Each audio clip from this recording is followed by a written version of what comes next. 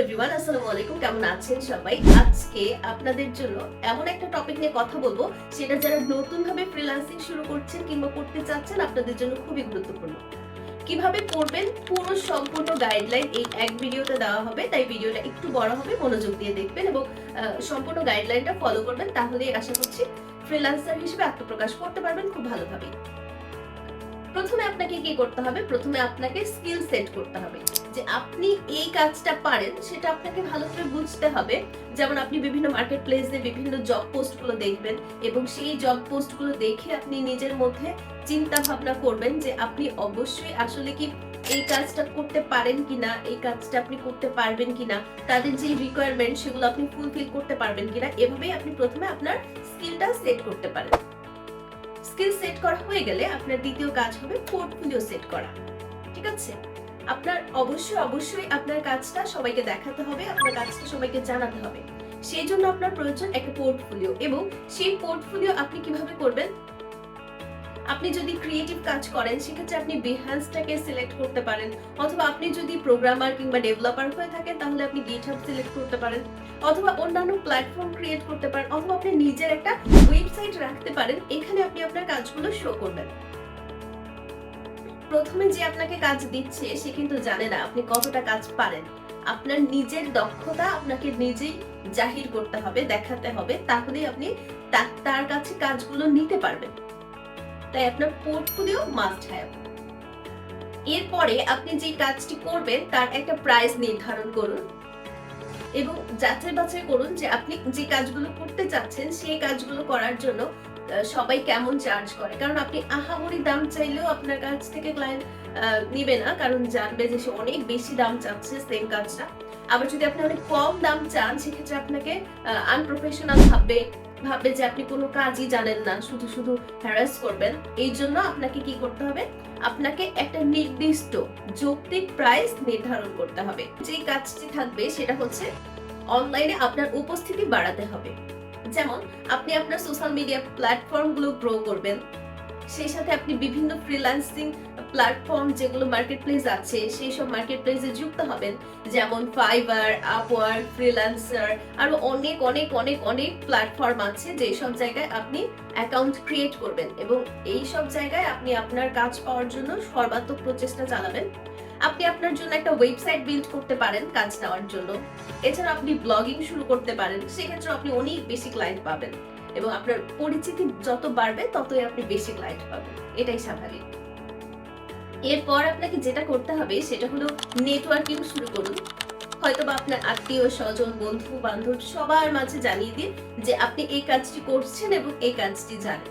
আমাদের মধ্যে একটা প্রবণতা থাকে যে আমরা যখন একটা কিছু শিখি তখন আমরা কাউকে জানাতে চাই না, কিংবা আমরা এটা হাইড করতে চাই আমাদের স্কিলটাকে, কিন্তু এটাই ভুল পদক্ষেপ। আপনার আশেপাশে সবাইকে আপনার জানাতে হবে, বিভিন্ন গ্রুপে পোস্ট করতে হবে, বিভিন্ন সেমিনারে অংশগ্রহণ করতে হবে। সেই সব জায়গায় সমস্ত জায়গায় আপনাকে জানাতে হবে যে আপনি এই কাজটি করছেন। তাহলেই আপনার ক্লায়েন্ট পাওয়ার চান্সেস অনেক বেড়ে যাবে। এরপরে আপনাকে যেটা করতে হবে সেটা হলো বিভিন্ন জায়গায় ক্লায়েন্ট খোঁজা। প্রথমে আপনার নেটওয়ার্কিং বাড়াবেন, তারপরে আপনি ক্লায়েন্টটা খুঁজবেন বিভিন্ন জায়গায়।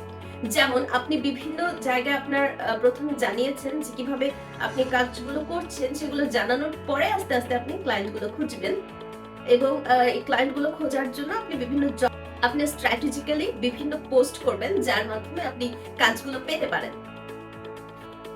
কাজ করার সময় আপনাকে সময় এবং ট্র্যাকিং দুইটাই করতে হবে। সময় ম্যানেজমেন্ট করতে হবে, কোন প্রজেক্টে আপনি অতিরিক্ত সময় দিচ্ছেন কিনা, আবার কোন প্রজেক্ট আপনার লেট ডেলিভারি হয়ে যাচ্ছে কিনা, সবকিছু আপনাকে খেয়াল রাখতে হবে।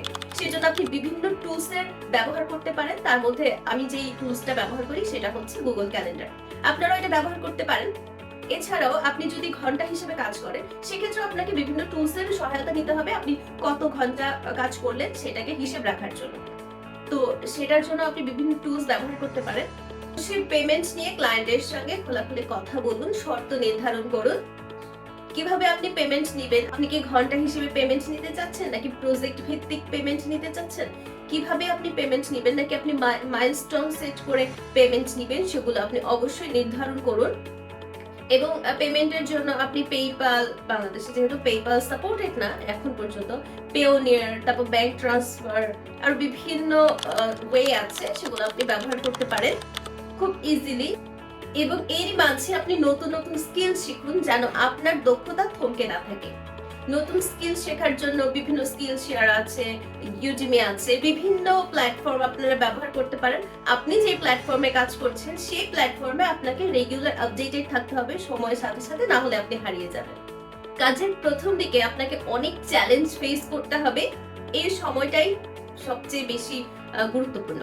আপনি কতটা এফোর্ট দিতে পারছেন, কতটা ধৈর্য ধরে রাখতে পারছেন, তার উপর নির্ভর করবে আপনি ফ্রিল্যান্সিং সেক্টরে কতটা সফল হতে পারবেন। তাই প্রথম দিকে যতই চ্যালেঞ্জ আসুক সেগুলো ধৈর্য ধরে যদি মোকাবিলা করতে পারেন তাহলে আর কোনো সমস্যাই হবে না। এই সবগুলো প্রসেস যদি আপনি ঠিকভাবে পূরণ করতে পারেন কিংবা কমপ্লিট করতে পারেন এই সবগুলো টাস্ক, তাহলে আপনি একজন ফ্রিল্যান্সার হতে পারবেন। এবং ফ্রিল্যান্সার হয়ে বসে থাকলেও হবে না, আপনার যে অনেক দক্ষ হাজার হাজার লক্ষ লক্ষ ফ্রিল্যান্সার মার্কেট প্লেসে বসে আছে কাজটি নেওয়ার জন্য। তাই আপনাকে একটা ক্লায়েন্ট বেস তৈরি করতে হবে যেন আপনি রেগুলার কাজ পান এবং কখনোই আপনাকে বসে থাকতে না হয়, কাজ না করে হতাশ না থাকতে হয়, আবার অতিরিক্ত কাজ করার ফলে অসুস্থ যেন না হয়ে যেতে হয়।